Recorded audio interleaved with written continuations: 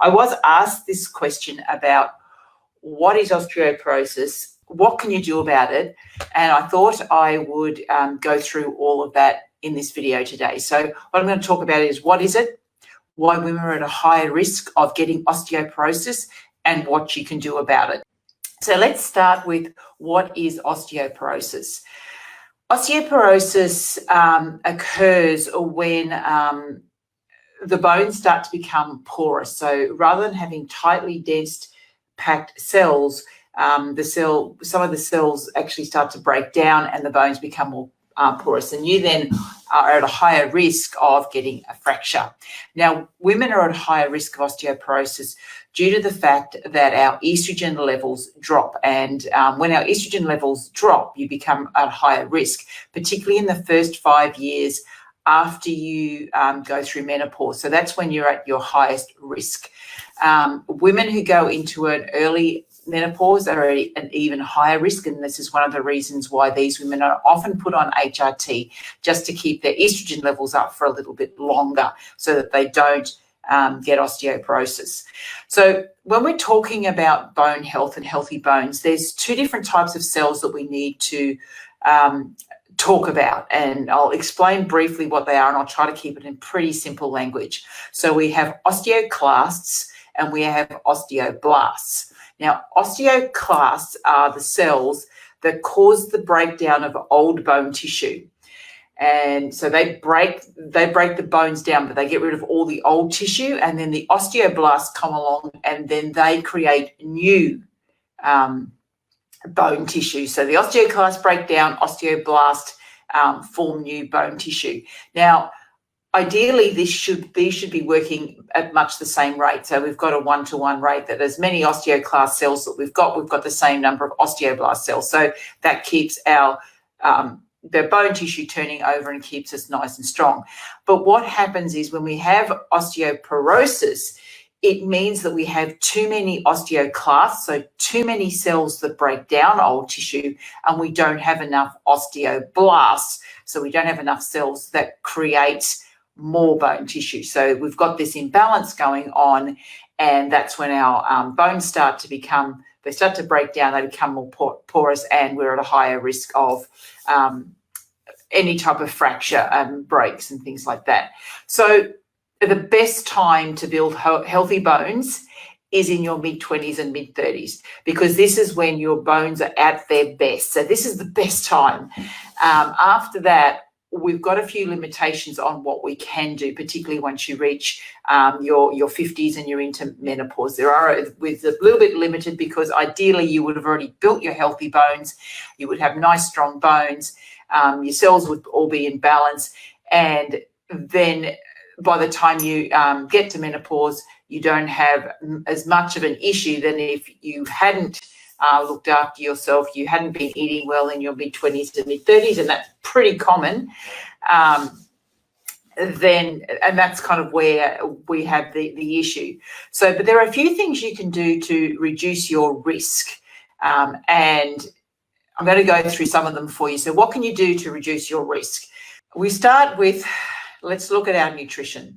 Now, we've always been told that we need calcium.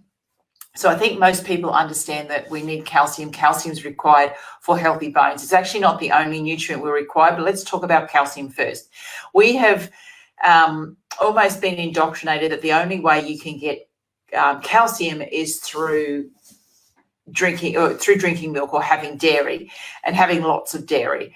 That's not true. There are other ways that you can get calcium. But the biggest issue with using dairy to rely on that to build your calcium is that, particularly in the past when we were encouraged to go low fat, we were having low fat or no fat dairy, so milk, and all the fat had been removed. And actually it was the calcium and the fats that worked together that actually helped to strengthen our bones. When we removed the fat, we reduced the efficiency or the efficacy of calcium as a bone builder.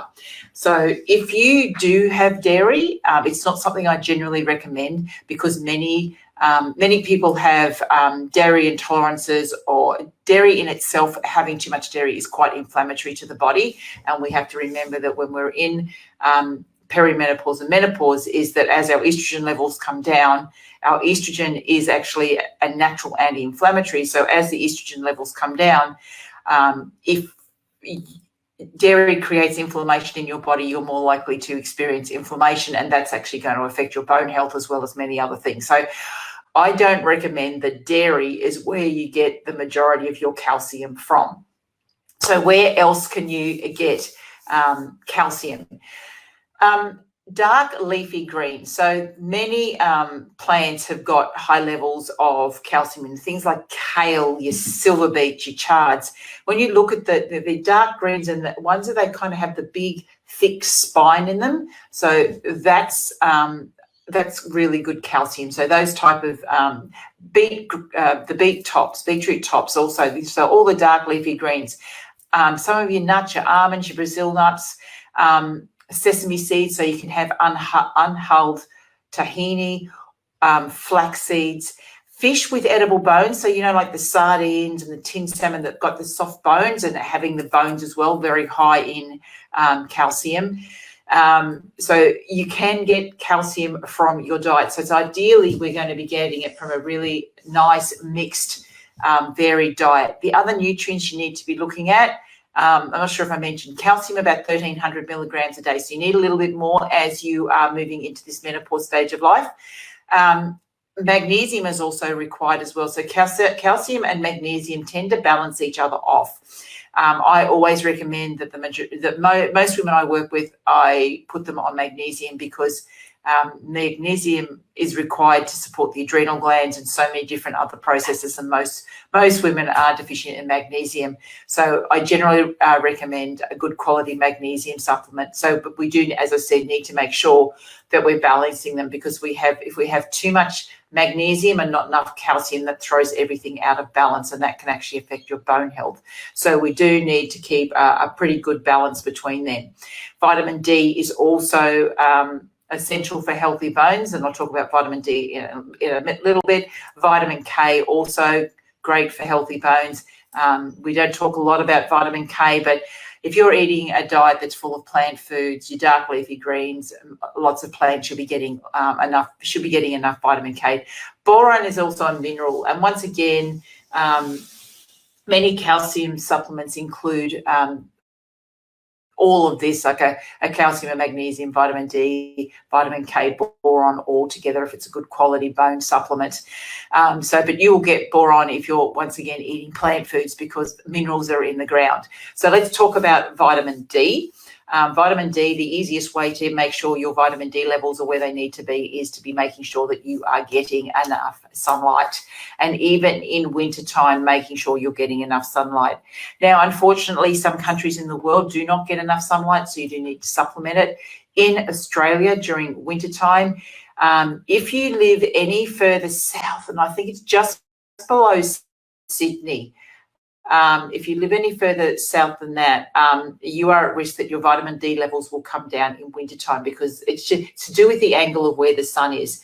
So you may need to supplement vitamin D, or eating foods that are high in vitamin D, which are eggs, fish, mushrooms, all have got vitamin D in them. But it's maybe the best idea is to get your vitamin D levels checked. And if they are low, then you need to supplement. Now, also know that if you are supplementing with vitamin D, it can take a very long time to actually bring your vitamin D levels up. So for some women, they need to be supplementing vitamin D all winter, and then come summer, they're able to get enough sunlight to allow the natural processes to be happening. But, we need to get sun on our skin. So, it actually needs to be skin contact as much as possible on your body, and only needs to be 10 minutes a day in summertime. But you don't have to be out there in the middle of the day and just kind of get yourself burnt. You actually don't want to get yourself burnt. You just want to get enough sunlight that we get a slight tinge colour to you. We don't want it to burn. If you're starting to burn, you're getting too much vitamin D, and then obviously we've got other risks as well. So vitamin D is essential for healthy bones. You can also look at phytoestrogen-based plants. Now, I've spoken about these before. These are plants that have got chemicals in them that are very similar to estrogens. So as I said, the drop in estrogen can increase your risk of osteoporosis. So if you eat plants that mimic estrogen and they'll just increase your estrogen levels just a little bit, that you then decrease your risk. Now, some women are a little bit concerned about phytoestrogen plants because of their risk of breast cancer if they've got estrogen receptors. Plant-based estrogens are a little bit different to the natural estrogens that we have. So, if you're not too sure, well then have a chat to me so that we can really look at your case. But in general, phytoestrogen plants are fairly safe. Now, you can get phytoestrogens from soya beans. Now, if you're using soy products, you do have to be careful because many of the soy products are quite processed and have other things in them. But soya beans, so long as they're organic, not genetically modified, are really good. Flax seeds and sesame seeds, also really good for just lifting those estrogen levels up. Now, I've done a blog and I've also done a podcast on seed cycling. And in seed cycling, we use flaxseed and sesame seed. So check out my website and my blog on seed cycling, and you will see how we can use flax seeds and sesame seeds to increase those estrogen levels just a little bit. There's a few other things we can do when it comes to diet to decrease our risk of getting osteoporosis. Alcohol. Now, I've spoken about alcohol before, and I speak about it a lot because, unfortunately, many women are, it's the kind of go-to when they're feeling a little bit stressed as they have a glass of wine, and it is actually excessive. Alcohol causes lots of different problems. It causes lots of different symptoms when it comes to menopause. So it also increases your risk of osteoporosis, so dropping the alcohol. Smoking is also, there's research showing that smoking increases your risk of osteoporosis. So avoiding smoking, and there's so many reasons why you shouldn't be smoking. Caffeine as well is another thing, is to drop the levels of caffeine that you're taking, because once again, and I've spoken about this before, caffeine also, it affects your bone health, but it also affects your adrenals, which means that your estrogen levels may drop a little bit quicker, and then there's just the flow-on effects of that. So avoiding alcohol, smoking, and caffeine are some big things to look at. Now, apart from diet, looking at exercise and weight-bearing exercise in particular. Now, we know that women who are bigger and have a heavier weight have a less risk of osteoporosis than thin women that don't have a lot of weight. Now, that's something we've known for a very long time. So we do know that the actual weight and the compression on the bones actually makes them stronger. So weight-bearing exercise is excellent. So doing, resistant work, lifting weights, walking, not running because that's jarring. So we want more of a gentle. We don't want too much pounding on the on the bones. So they're really great ways of really strengthening the bones, and also strengthening the muscles that support the bones. Because if your bones are starting to get a little bit weaker, we need to make sure that the muscles are actually supporting the joints. One of the biggest risks that women have is that they lose their balance and they have a break. And as women get older, breaking a hip, breaking a leg can actually severely impact your quality of life. So we don't want this to happen. So it's really important that you are exercising, that you are able to maintain balance. So things like yoga, which not only strengthens you, it gives you your balance. That means that your muscles and joints are fully supported. So even if the bones are not as strong as they used to be, the muscles are, and the muscles is what holds you together and stops everything from kind of getting weak and losing flexibility. Now, things like hip replacements and joint replacements are very, very common in women. I personally have had a hip replacement, not due to osteoporosis. Mine was due to osteoarthritis, and that's to do with wear and tear within the joint of the hip. But it was really important for me that actually when the doctor looked at my head, and he only looked at x-rays, so I haven't had full scans done, but he looked at my bones when I went in to talk about having my hip replaced, and he did say there was a slight, he could see some shadowing, which means I was at a little bit higher risk of osteoporosis. And once again, because I'm in the first 5 years since my last period, so my risk is higher. So it is really important for me that I get really strong, that my muscles are strong, and that I eat well. And I am doing all of that. You can take a bone health supplement, and as I said, it will include a good quality bone health supplement will include calcium, magnesium, vitamin D, vitamin K, and boron. I'm just going to say it right now that Caltrate is not a good quality bone supplement, because we've got to look at the type of calcium that is in there, and there's different types of calcium, and unfortunately the form of calcium that's in Caltrate is quite cheap, which is why they sell it, because it's cheap. It's kind of chalk, and if you think of chalk, do you really want your bones to be like chalk?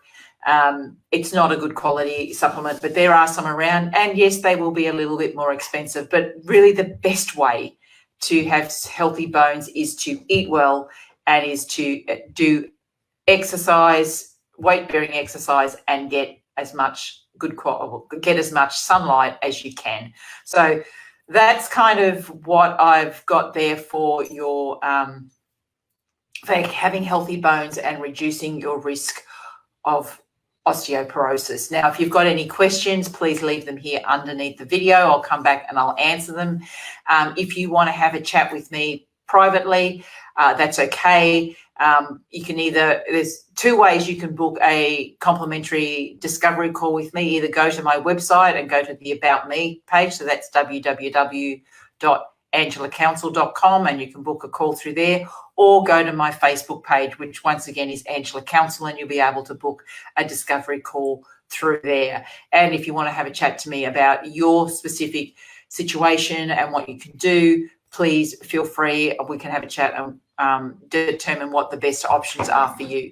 Now, just before I finish up, I just do want to remind you that the Embrace program, the next round kicks off in a couple of weeks' time. So we will be kicking off on Monday, the 29th of June. So the beginning of July, basically, we will be going through. So kicking off the 29th of June in that week. And then I'll just give you a quick overview of what the Embrace program is all about. It's a 12-week online program. It's a combination of one-on-one consults with me and group coaching calls as well. With the one-on-one consults, we create a personalised health program for you, so that, and it's specific to you based on who you are. It's based on your genetics and a lot of other information. Create a specific program that you follow. Then we have the group calls, whereby everyone's got their individual health plans, but we come together for accountability, for a little bit more information, for support, to get questions answered. So it's a combination of both, because I found that when it comes to personalised health, it's really important that I speak to each woman individually, and I create their plans for them individually. But as a group, I know how well women work together when they're in groups. So that's where you get your support from. So rather than just getting it from me, you can get support from everyone, and you can help others as well. So that's the Embrace program. As I said, it runs for 12 weeks. We're kicking off on the 29th of June, the week starting the 29th of June. We'll work out exactly the first day that we start once everybody's in there, because it'll be the day that suits everyone. We start off by creating the vision of what it is you want for your health and for your life. So we start with what is it that you're trying to create, rather than just jumping straight in and saying you've got to change this and this and this in your diet and your life. We start with what is it you want. Because once we know what you want, and you can set some achievable goals, then I help you create the health plan. Well, I create the health plan and help you create the action plan of what you want to do to create what it is that you want. So if you want to learn more, the link to go over to the page is bit.ly/embrace_. online. So bit.ly/embrace, EMBRACE _online, all in small letters. So if you go over there, you'll find more information. Most of your questions should be answered. If you're not sure, please either book a discovery call with me or send me an email. The links are on that page, so you can ask your question. There's quite a few frequently asked questions already on the page that answers everything. But if you're finding that you are experiencing symptoms, whether or not you're got a fear of getting osteoporosis, or if you've got hot flushes, or you're putting on weight, whatever it is, or you just simply want to create a plan for what the next half of your life is going to be like, then the Embrace program has been created for you. So as I said, if you've got any questions, please let me know. If you want to know more about osteoporosis, or there's something that I didn't cover in this video, please post it in the comments underneath this video, and I will come back and answer them. And I'm actually going to write a blog up as well that's got all of this information. So if you've got more questions, let me know, and then I can put that in the blog, and then I'll come back and I'll post it here in the group. So that's it from me today. From my heart to yours, infinite love and gratitude. Bye for now.